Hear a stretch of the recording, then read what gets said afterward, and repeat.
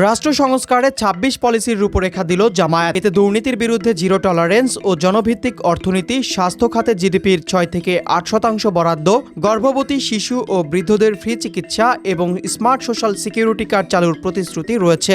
শিল্পায়নে প্রথম ৩ বছর গ্যাস, বিদ্যুৎ ও পানি বিল মওকুফ, বন্ধ কারখানার ১০% মালিকানা শ্রমিকদের দিয়ে পুনরায় চালু করার উদ্যোগ রাখা হয়েছে। কৃষকদের সুদবিহীন ঋণ, গ্র্যাজুয়েট ও শিক্ষার্থীদের মাসিক ১০,০০০ টাকা ঋণ, সরকারি খরচে প্রতি বছর ১০০ শিক্ষার্থীকে বিশ্বের সেরা বিশ্ববিদ্যালয়ে ভর্তি এবং বিশ্বের বৃহত্তম মহিলা বিশ্ববিদ্যালয় প্রতিষ্ঠার প্রতিশ্রুতি রয়েছে। শিশুদের জন্য ফ্রি খাদ্য, নতুন জনশক্তি বিষয়ক মন্ত্রণালয়, তরুণদের বাজারভিত্তিক দক্ষকরণ, ইউথ টেক ল্যাব, জেলা জব ইউথ ব্যাংক গড়ে বছরে ৫০ লাখ কর্মসংস্থান, নারী, যুব ও অবহেলিত জনগোষ্ঠীর উদ্যোক্তা তৈরি, ১৫ লাখ ফ্রিল্যান্সার তৈরি এবং স্বল্প শিক্ষিতদের দক্ষতা উন্নয়নের উদ্যোগও অন্তর্ভুক্ত। এছাড়া আইসিটি ভিশন ২০৪০-২০৩০ সালের মধ্যে আইসিটি চাকরি সৃষ্টি, ন্যাশনাল পেমেন্ট গেটওয়ে, আইসিটি সেক্টরে $৫ বিলিয়ন আয়, $১.৫ বিলিয়ন ব্যয় হ্রাস ও জনভিত্তিক অর্থনীতি বাস্তবায়নের পরিকল্পনা রয়েছে।